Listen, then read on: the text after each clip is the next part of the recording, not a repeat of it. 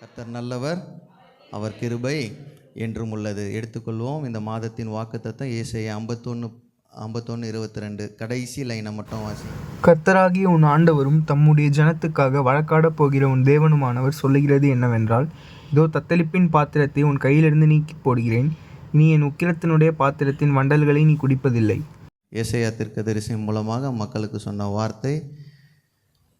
இஸ்ரவேல் ஜனங்கள் ஆண்டவரை ஏற்றுக்கொண்டு பின்மாற்றமாய் மற்ற காரியங்களில் ஈடுபடும் பொழுது கர்த்தருக்கு செவி கொடுக்காமல், கர்த்தரை நோக்கி பார்க்காமல் மற்ற காரியங்களில் ஈடுபடும் பொழுது கர்த்தருடைய உக்கிரத்தை அவங்க மேலே காட்டுறார். அந்த வார்த்தைகள்லாம் முன்னாடி இருக்கிற அதிகாரம் 51, 50 நீங்கள் வாசித்து பாருங்கள். அவருடைய மகா உக்கிரகம் யார் மேலே இருக்குன்னா தேவ ஜனங்கள் மேலே கர்த்தர் காட்டுறார். அந்த நேரத்தில் தான் ஃபைனலாக சொல்கிறாரு, கூப்பிட்டு சொல்கிறாரு, கர்த்தராகிய உன் ஆண்டவரும் உன்னுடைய ஜனத்திற்காக வழக்காடப்படுகிற உன் தேவனுமானவர் சொல்லுகிறது என்னவென்றால், உன் கையிலிருந்து இதோ தத்தளிப்பின் பாத்திரத்தை உன் கையிலிருந்து நீக்கி போடுகிறேன், இனி உன் உக்கிரத்தின் பாத்திரத்தின் வண்டல்களை நீ குடிப்பதில்லை. அல்லேலூயா. 2 பாத்திரம் அங்கே சொல்லியிருக்கிறாங்க. ஒன்று தத்தளிப்பின் பாத்திரம், 2வது உக்கிரத்தின் பாத்திரம். தத்தளிப்பின் பாத்திரத்தை நீக்கி போடுவேன், உக்கிரத்தின் பாத்திரத்தின் வண்டல்களை நீ குடிப்பதில்லைன்னு 2 லைனு. நம்ம எதை எடுத்துக்கிறோன்னா, இனி என் உக்கிரத்தின் பாத்திரத்தின் வண்டல்களை நீ குடிப்பதில்லை. இந்த மாதத்தில் ஒரு சரியான வாக்குத்தத்தத்தை 5வது மாதத்தில் நம்ம கொடுத்துருக்குறோம். உக்கிரத்தின் பாத்திரம் நம்ம பார்க்கும்போது தேவனுடைய கோபத்தையும் தேவனுடைய தண்டனையும் சொல்ல வருது. என்ன பாத்திரம் அது? உக்கிரத்தின் பாத்திரம் தேவனுடைய கோபம், தேவனுடைய தண்டனை. இஸ்ரவேல் ஜனங்கள் மேலே கர்த்தர் உக்கிரத்தை காட்டும்போது அது கோபமாகவும் தண்டனையாகவும் மாற்றப்பட்டது. தத்தளிப்பின் பாத்திரம்னாலும் அதே தான். தேவனுடைய கோபத்தால் ஏற்படும் குழப்பம், துன்பம், தளர்ச்சி, சீர்கேடு, இல்லை வழிகேடுன்னு சொல்லலாம். அவர் கோபத்தை செலுத்திட்ட பிறகு நமக்கு ஒரு குழப்பத்திலே வாழ்வாங்க. அதான் தத்தளிப்பின் பாத்திரம். எப்போவுமே ஒரு குழப்பம் இருக்கும், எப்போவுமே ஒரு துன்பம் இருக்கும். அதான் ஒரு தத்தளிப்பின் பாத்திரம். தேவனுடைய தண்டனையினால் ஏற்படும் துன்பத்தின் விழுந்த மக்களின் மனநிலை. அவங்க எப்போவுமே பாசிட்டிவாகவே இருக்க மாட்டாங்க. எப்போவுமே என்னத்தை பற்றி பேசுவாங்க? நெகட்டிவாக தான் பேசுவாங்க. இது நடக்காது, கர்த்தர் என்னை அடிச்சிட்டார், எங்கள் குடும்பம் இப்படி தான். அது எந்த பாத்திரம்னா தத்தளிப்பின் பாத்திரத்தில் இருக்கிறவங்க, அவங்களுடைய மனநிலைமை அப்படி தான் இருக்கும். அல்லேலூயா. அதனால தான் என்ன சொல்கிறார், இதோ தத்தளிப்பின் பாத்திரத்தை உன் கையிலிருந்து நீக்கி போடுகிறேன், இனி என் உக்கிரத்தினுடைய பாத்திரத்தின் வண்டல்களை. வண்டல்னால் என்னதுங்க? டஸ்ட்டு. நல்லா டீ குடிச்சின்னே இருப்போம், சுவாரஸ்யத்தில் டக்குன்னு கடைசியாக குடிச்சிட்டா என்ன ஆகிடும்? டீ டிப்பர் நல்லா இருந்தால் பரவாயில்ல, நல்லா இல்லாத டிப்பரில் பண்ணாங்கன்னா அந்த திப்பின்னுவாங்களா, அது அடியில் தங்கி இருக்கும். குடித்த மொத்த டீக்கும் அதை குடிச்சிட்டிங்கன்னா என்ன ஆகிடும்? வாயே கெட்டு போயிடும். அல்லேலூயா. கர்த்தர் என்ன சொல்கிறாருன்னா, அந்த வண்டலை நீ குடிக்க மாட்டேன்றார். அல்லேலூயா. வண்டல்னால் அது கீழே இருக்கிற கசடுன்னு சொல்லுவான், இல்லாட்டா திப்பின்னுவாங்க, டஸ்ட்டு. அதை நீ என்ன சொல்லியிருக்காரு, இனி என் உக்கிரத்தினுடைய பாத்திரத்தின் வண்டல்களை நீ குடிப்பதில்லை. வண்டல்கள் வேதத்தில் பார்க்கும்போது தேவனுடைய கோபத்தின் கடைசி மிக கடுமையான தண்டனையை நீ இனி அனுபவிக்க வேண்டியதில்லை, இனிமேல் நிம்மதி, மீட்பு, இரக்கத்தை தருகிறவர். அல்லேலூயா. வண்டல்ன்றது கோபத்துடைய மிக கடுமையான பகுதி தான். டீ எதுலேருந்து எடுக்கிறோம்? நம்ம அந்த டிகாஷனில், அந்த ஸ்டஃப்லேருந்து தான் எடுக்கிறோம். கடைசியாக நிற்கிறது அது ரொம்ப கொடுமையாக இருக்கும், அதை சாப்பிடவே முடியாது. அல்லேலூயா. அந்த வண்டல்களை நீ குடிப்பதில்லை. அல்லேலூயா. 2 விஷயத்தை நான் சொல்லிவிட்டு நான் முடிச்சிடுறேன். தத்தளிப்பின் பாத்திரம் நம்ம பார்த்தோம். தத்தளிப்பின் பாத்திரம் கோபத்தினாலும் தண்டனையினாலும் வருகின்ற ஒரு மனநிலைமை. அந்த தத்தளிப்பின் பாத்திரத்திற்கு பதிலாக கர்த்தர் நமக்கு ஒரு ரட்சிப்பின் பாத்திரமாய் மாற்றுவார். அல்லேலூயா. தத்தளிப்பு பாத்திரத்தை எடுத்து எதை மாற்றுவார்? ரட்சிப்பின் பாத்திரம். வீட்டில் போய் வாசித்து பாருங்கள். சங்கீதம் 116:13 ரட்சிப்பின் பாத்திரத்தில் கையில் ஏந்தின்னு வந்திருக்கும். அல்லேலூயா. தத்தளிப்பு பாத்திரத்தை எடுத்து போட்டு நீக்கி போட்டு எதை தரப்போகிறாரு? இஸ்ரவேல் ஜனங்களுக்கு அதான் தந்தார். தத்தளிப்பின் பாத்திரம். எதெல்லாம் தண்டனை அனுபவிச்சிருந்தாங்களோ எல்லாவற்றையும் நீக்கிட்டு ரட்சிப்பின் பாத்திரத்தை கையில் ஏந்த பண்ணினார். ரெண்டாவது, உக்கிரத்தின் பாத்திரத்தை நீக்கிட்டு கிருபையின் பாத்திரத்தை தருவார்.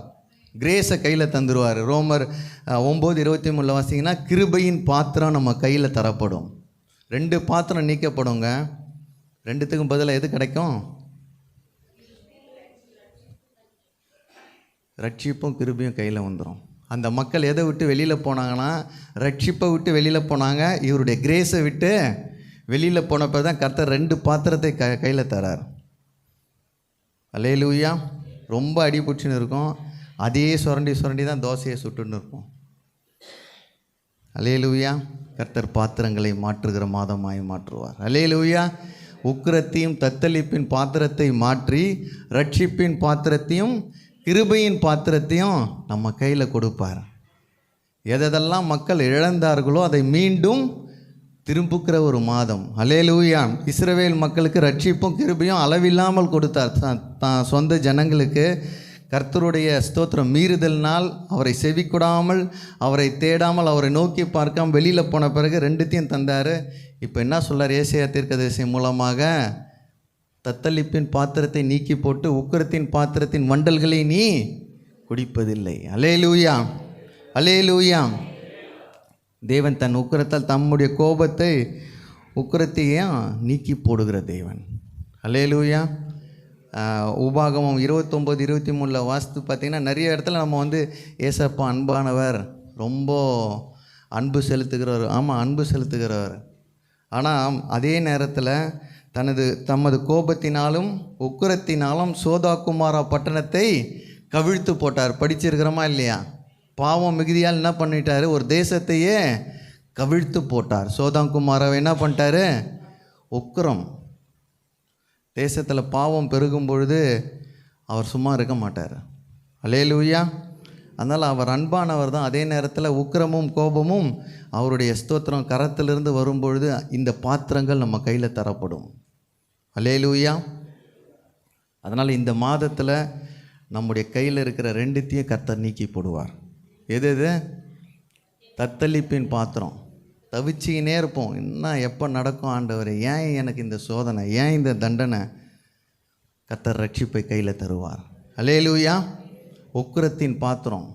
எப்படி லைஃப்பை மூவ் பண்ணுவேன், எப்படி என் வாழ்க்கையை நடத்துவேன்னு ஒரு உக்கிரத்தின் கோபத்தோடு ஏன் ஆண்டவர் என் கூட இருக்கிறான்றவங்களுக்கெல்லாம் கர்த்தர் கொடுக்குற பதில், கிருபையின் பாத்திரத்தை நான் கையிலேந்து செய்வேன். அல்லேலூயா.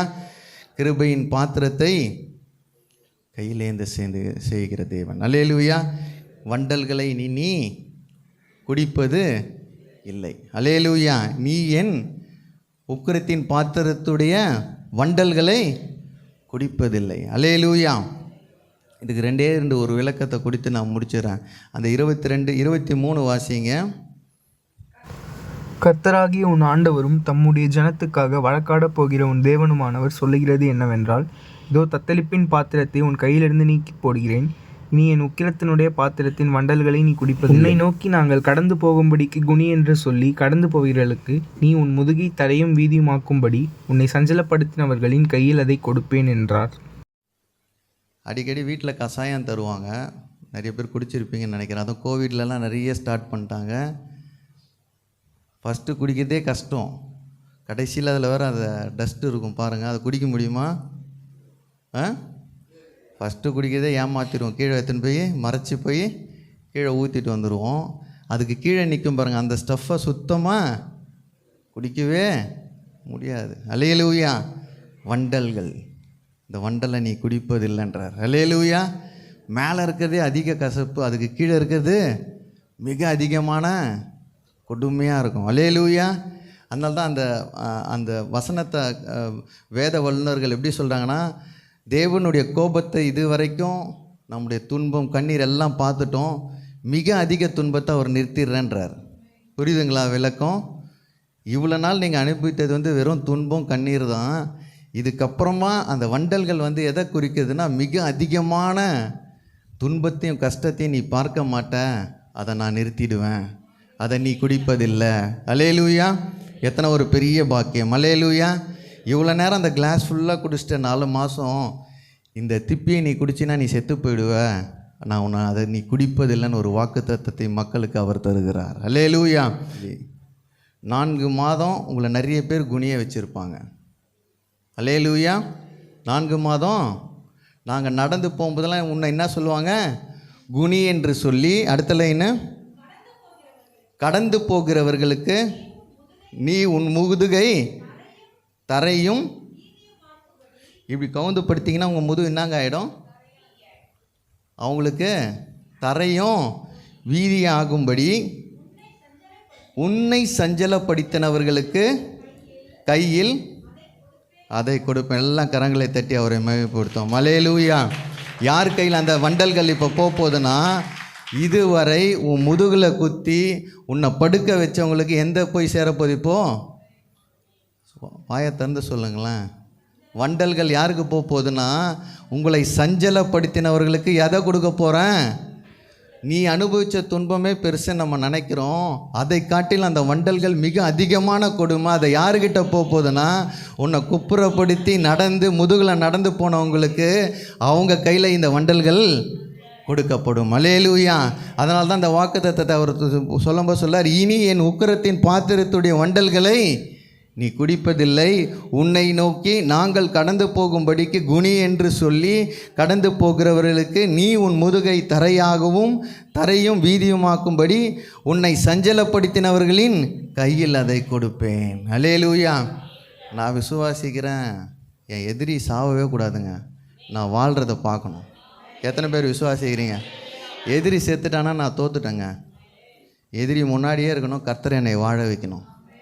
அல்லேலூயா. என்னை முதுகில் குத்துனவன் என் முன்னாடி பார்க்கணும், என்னுடைய வளர்ச்சியை பார்க்கணும்.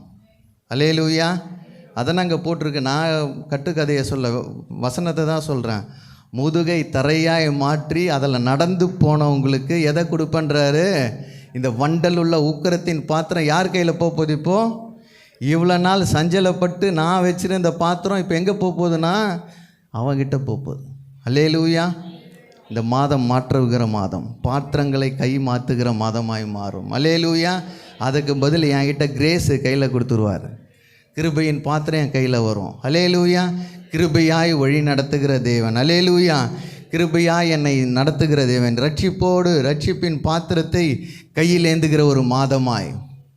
இத்தனை மாதங்கள் எத்தனை பேர் குத்தி இருக்கட்டும்ங்க. குத்த குத்த வளர்றன்னு அர்த்தம். பக்கத்தில் தட்டி சொல்ல, குத்துறாங்களா நீ வளர்றன்னு அர்த்தம். எதிரியே இல்லைன்னா வாழ்க்கையில் முன்னேற்றமே இருக்காது. எத்தனை பேர் விசுவாசிக்கிறீங்க? நமக்கு எதிரி இல்லைன்னு வச்சிங்களேன், நீங்கள் முன்னேறவே முடியாது. அல்லேலூயா. குத்த குத்த தான் வளரவே முடியும். எத்தனை பேர் முதுகில் குத்துறாங்களோ கர்த்தர் நிற்க வைப்பார். அல்லேலூயா. 4 மாதம் நீ குடித்தது கசாயமாக இருக்கலாம், இப்போ அவங்ககிட்ட திப்பியாக போகுது. நான் அப்படி தான் பேசுவேன். அல்லேலூயா. நான் குடித்தது கசாயம், எனக்கே கசப்பு, அதுக்கு கீழே இருக்கிற வண்டல்கள் அவன் குடித்தானா என்ன ஆவான்னு அவனுக்கே தெரியாது. அல்லேலூயா. சஞ்சலப்படுகிறவர்களை கர்த்தர் மாற்றுகிற மாதமாய் மாறும். அல்லேலூயா. சஞ்சலப்படுகிறவர்களை சோத்திரம் கைகளில் இந்த பாத்திரத்தை, தத்தளிப்பின் பாத்திரத்தையும் உக்கிரத்தின் பாத்திரத்தையும் கொடுக்குற மாதமாய் கர்த்தர் மாற்றுகிறவர். அல்லேலூயா. அதனால் இந்த மாதத்தில் உற்சாகமாக நம்ம ஜெபிக்க போகிறோம். 2 விஷயத்தை மட்டும் தான் நம்ம பண்ணணும். 1வது வசனத்தை வாசித்து நான் முடிச்சிடறேன். 51:1 வாசித்து பாருங்கள். நீதியை பின்பற்றி கர்த்தரை தேடுகிற நீங்கள் எனக்கு செவி கொடுங்கள். நீங்கள் வெட்டி எடுக்கப்பட்ட கன்மலையையும் நீங்கள் தோண்டி எடுக்கப்பட்ட துறவின் குழியையும் நோக்கி பாருங்கள். பார்க்கணும். ஃபஸ்ட்டு என்ன பண்ணோன்னா செவி, அவருடைய வார்த்தைக்கு செவி கொடுக்கணும். 2வது அவரை நோக்கி பார்க்கும்பொழுது உன்னுடைய பாத்திரம் மாற்றப்படும். அல்லேலூயா. 2 விஷயம் தான் நம்ம பண்ண போகிறோம். இந்த மாதத்தில் என்ன பண்ண போகிறோம்? அவருடைய வார்த்தைக்கு செவி கொடுக்க போகிறோம். 2வது அவரை நோக்கி பார்க்க போகிறோம். அதான் அவர் ஆரம்பிக்கும் போதே அந்த வசனத்தில் எப்படி ஆரம்பிக்கிறார்னா, என்னைக்கு செவி கொடு, என்னை நோக்கி பாரு, வண்டல்களை நீ குடிப்பதில்லை. அல்லேலூயா. எதை குடிப்பதில்லை? வண்டல்களை நீ இனி குடிப்பதில்லை. உன்னை சஞ்சலப்படுத்தினவர்கள் கைகளை இந்த பாத்திரத்தை நான் கொடுப்பேன். அல்லேலூயா. என்ன ஒரு பாக்கியம். என்னை சஞ்சலப்படுத்தினவங்களுக்கு இந்த பாத்திரம் போகுது. இவ்வளோ நாள் அவன் எப்படி குடிச்சிருந்தான்னு தெரில, இனிமேல் எதை குடிக்க போகிறான்? அவன் வண்டல்களை குடிக்க போகிறான். அல்லேலூயா. நமக்கு என்ன பிரச்சனைனா, ஒருத்தன் நம்மளை குத்திட்டான், அவனை 2 வாட்டி குத்தணும்னு நம்ம நினைக்கிறோம். ஆனால் கர்த்தர் காரியங்களை மாற்றுவார். அல்லேலூயா. கையில் இருக்க பாத்திரத்தையே மாற்றுவார். பாத்திரம் நம்ம கையில் எதை வச்சுன்னு இருக்கிறோம் ரொம்ப முக்கியம். கிருபையும் ரட்சிப்பையும் வைத்திருக்கிறோமா, இல்லைனா உக்கிரத்தையும் தத்தளிப்பையும் வைத்திருக்கிறோமா பார்க்கணும். ஏசாயா தீர்க்கதரிசி கர்த்தர் சொன்ன வார்த்தை, இனி என் உக்கிரத்தினுடைய பாத்திரத்தின் வண்டல்களை நீ குடிப்பதில்லை.